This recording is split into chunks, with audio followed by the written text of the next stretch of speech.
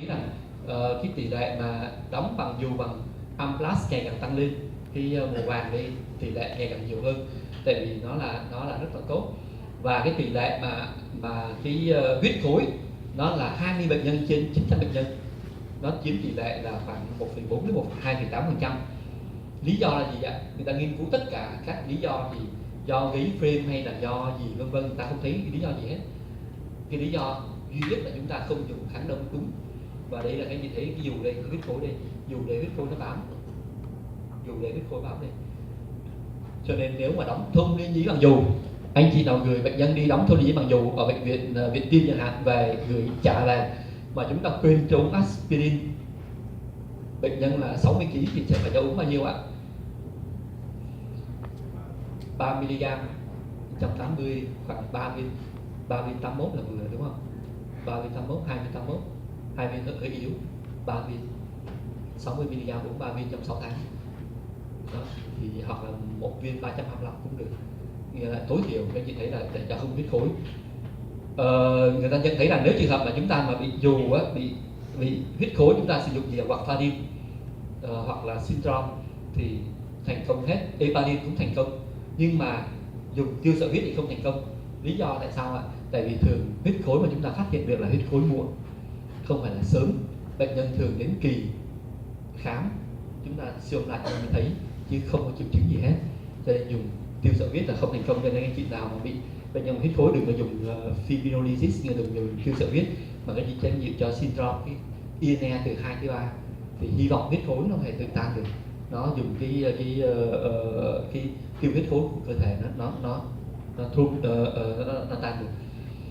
Thì các chị thấy là cái thời gian mà phát hiện thrombus thường là tháng thứ 3, thứ 4. Nếu không chúng ta không sử dụng đúng thì tháng thứ 3, thứ 4 thì thường phát hiện huyết khối. Cho nên là các chị nhớ là bệnh nhân đóng dù phải cho uống gì ạ? Phải cho uống aspirin. Còn bệnh nhân khó chịu bao tử chúng ta cho uống gì?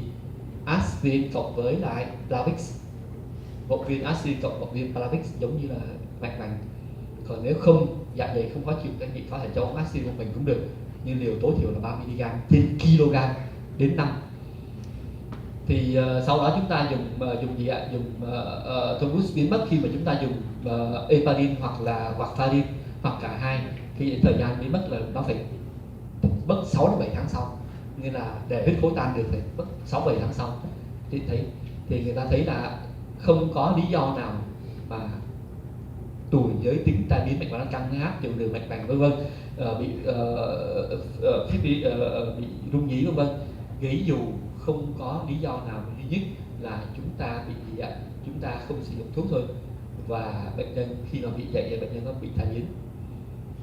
Như vậy là kết luận này thì cái quan trọng nhất của chúng ta là gì? Quan trọng nhất khi chúng ta qua bài này, quan trọng nhất là bệnh nhân các chị muốn đóng bằng dù thì gửi những bệnh nhân mà thông liên nhĩ, lỗ, thứ phát.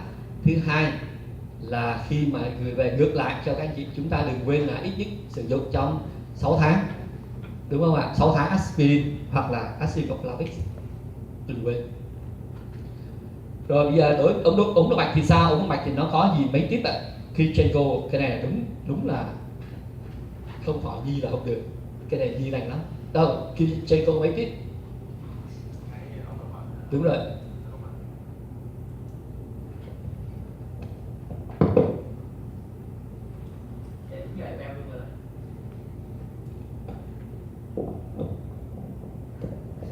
Sao nó mấy tiếp? Có cần trợ giúp không? 50-50. Rồi thôi để tôi nói luôn cho rồi. Rồi ống động mạch chúng ta có tất cả là 4 tiếp. Tiếp A hình nón, các chị thấy đó là hình nón, đây là ống động mạch, đây là hình nón này, dưới đóng dù nó giống như một cái gì vậy, cái nút chai đóng vô đây, nó đậy vô đây là ok. Tiếp A là dễ đóng nhất, các chị thấy là nó có hình nón đây, động mạch chủ đây, ống động mạch đây, cái phế ống động mạch, sau đó ống động mạch thông với động mạch phổi nó đi lên đấy, động mạch chủ, cung động mạch chủ, động mạch phổi đây, nó là thông thương ống động mạch đây. Thì đây là tiếp A hình nón. Tiếp B là gì ạ? Tiếp B là nó ngắn và nó không có cái bầu, các chị thấy. Còn tiếp C là nó hình ống dài, cái này hơi khó, cái này là khó nhất, hình ống dài. Và cuối cùng là tiếp D là hình đồng tiền. Thì thấy tiếp D ngồi tiền. Tiếp D thì chúng ta đóng cũng dễ, chúng ta cho cái dù của tận đây luôn, đóng tiếp D. Thì tiếp D ống dài, cái ống động mạch có hai loại, một loại là dùng coil, dùng cái gì ạ, vòng xoắn thì chúng ta có nhiều loại vòng xoắn. Đầu tiên năm 92 chúng tôi có làm việc với lại bên phối hợp với Nhi đồng 2 với lại bên Nguyễn Trái và Việt Tim, với lại xong cái bệnh viện UCSF là University of California San Francisco, thì đóng bằng gì? Đóng bằng coil. Coil là coil gì ạ? Coil ruantuco-rubin, giantuco-rubin. Cái coil đó, hai cái coil đó anh biết giá bao nhiêu không ạ? Bao nhiêu ạ? 50 đô hai coil. 50 đô hai coil thì nghĩ là chắc ăn nè. Vậy là bệnh nhân sẽ được, những bệnh nhân mà bị ống động mạch thì đóng không tốn tiền, như là quá rẻ. Nhưng mà đến khi chúng tôi đóng á, thì nó đóng có hai phương pháp đóng, và ngược dòng và xuôi dòng. Cái này đóng ngược dòng là chúng ta đi từ động mạch, chúng đi lên qua cái ống động mạch xuống tĩnh mạch phổi, xong rồi chúng ta đóng mở cái coil ở đây trước, xong rồi kéo đi ngược về mà coil ở động mạch chủ. Thì các anh chị thấy là cái coil đó ban đầu tiên nó mà chỉ đóng được cái ống động mạch nhỏ hơn 5 mm. Nếu không khít chúng ta cho coil thứ hai vô đóng, hai coil đóng thì khít, nhưng mà đóng thì 10k, 1k bị sao lại bị tụt coil. Anh chị thấy coil nó bay trong động mạch phổi, áp lực lớn không chịu nổi, nó bay động mạch phổi. Thì đóng coil thì nhanh, nhưng mà lấy coil ra thì lâu, nhiều khi đứng cả đêm để lấy coil. Anh chị thấy lấy ra được cái coil ra khỏi phổi bệnh nhân, thì từ đó thì không có phát triển, chúng tôi không có sử dụng coil nữa. Coil thì giantuco-rubin, các anh chị nhớ cái coil đó về sau á, nó có ống chúng ta đẩy kéo từ từ, sau đó mình sáng chế ra cái phần đó là bioptôm, là cái để sinh tiết cơ tim á, ngược ngoặt cái coil lại, thấy là nó chắc ăn rồi đó, nghĩa là thả ra thấy chắc ăn rồi, nó không có động mạch phổi tốt, động mạch chủ tốt luôn, thì chúng ta mới bấm thả cái bioptôm ra, nghĩa là cái sinh tiết cơ tim ra, thì cái coil nó mới thoát ra ngoài. Nhưng mà cũng không được, các chị thấy không được, thành ra là tại sau Việt Nam mình không sử dụng nữa, mà bây giờ thế giới hầu như cũng không phải sử dụng cái coil giantuco-rubin. Cái coil đây là cái coil Lee coil là của tiến sĩ Lê Trọng Phi. Lê Trọng Phi là một Việt kiều người Đức, khi mà một trong những người mà phát triển, giúp cho Việt Nam phát triển về tim bẩm sinh sớm nhất cho Việt Tim ở thành phố Hồ Chí Minh và cho Bạch Mai Hà Nội. Thì bác sĩ Lê Trọng Phi có phát minh ra cái Lee coil, thì dựa trên cái coil giantuco-rubin, nhưng mà cho thêm những cái gì ạ, những cái sợi lông vô để cho máu nó đông lại dễ hơn. Và ở đây á, thay vì mình dùng bioptôm, nghĩa là cái đầu này nó tròn, xong dùng cái sinh tiết cơ tim để gấp nó lại, nhưng mà tiến sĩ Phi có một cái sợi dây trung gian, khi mà chắc ăn rồi thì mới cắt cái coil ra. Thì các anh chị thấy là nguyên tắc coil là một vòng ở động mạch chủ, động mạch phổi, và nhiều vòng ở động mạch chủ. Chị thấy nhiều vòng ở động mạch chủ. Cái phương pháp này gọi là phương pháp xuôi dòng, ngược dòng mà đi từ động mạch chủ lên qua động mạch phổi, xuôi dòng mà đi từ tĩnh mạch qua dí phải, thất phải, leo lên động mạch phổi và qua qua động mạch chủ. Và đây là phương pháp xuôi dòng. Đây là các anh chị thấy là cái coil, đây là một trong những cái ly coil đóng từ cell xuôi dòng, thả ở động mạch động mạch chủ trước, xong kéo về động mạch phổi, chừa có một vòng lưới, trên nửa vòng về động mạch phổi, và chúng ta biết hoàn toàn được cái gì ạ, biết hoàn toàn được cái luồng thông. Những đa số các bác sĩ trẻ hiện nay người ta không thích dùng coil, người ta thích dùng gì? Người ta thích dùng Amlaz. Lý do nó giống như cái nút chai, nó dễ sử dụng.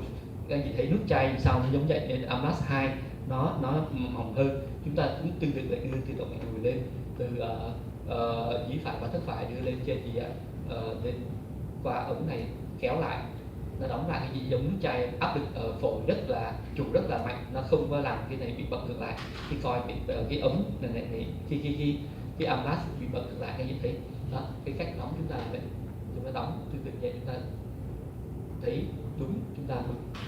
Đây là cái coil, các anh thấy là đây là cái Amlaz, nó giống như cái nút chai, chúng ta đóng nút chai champagne. Tương tự là chúng ta cho vô cái sợi dây, cho vô sợi dây, và chúng ta đùi không khí kéo lại, nó là nitinol tự nhớ. khi mà chúng ta cho dấu ống thì nó dài, nhưng mà chúng ta bung ra nó lại quay về cái vị trí hình dạng ban đầu. Đây là chúng ta cho vô, và đây là cái hình ảnh từ năm 2003. Chúng ta còn giữ cái hình ảnh này từ năm 2003 của bệnh nhân Hương Giang 2003. Chị thấy đưa cái ống qua từ dĩ phải, thất phải qua lên động mạch phổi, xuống động mạch chủ đây. Sau chúng tôi nghiêng đầu đèn 90 độ, thì chị thấy để ống động mạch nằm đây, rồi kéo lại từ từ đến chỗ này. Chúng ta bắt đầu bung cái đầu của bên chủ trước, bung đầu bên chủ trước. Sau khi bung đầu bên chủ xong, chúng ta kéo ngược lại, nó vướng là nó nằm vô trong cái giống cái nút chai ấy, nó biết được rồi đó. Đó, sau khi đó chúng ta bung cái đầu chủ trước, chúng ta kéo lại nó vướng chúng tôi bung tiếp cái đầu ở bên gì ạ? Chúng tôi bung tiếp cái đầu bên phổi, đây, bung tiếp cái đầu bên phổi. Sau khi bung xong, đây là sau chụp lại, cái nhìn thấy là chụp lại nó biết lại đúng không ạ? Ống nó mạch nó biết mất tiêu rồi, nó không còn có sân đi qua nữa, và chúng ta tháo ra, chúng ta tháo dù ra,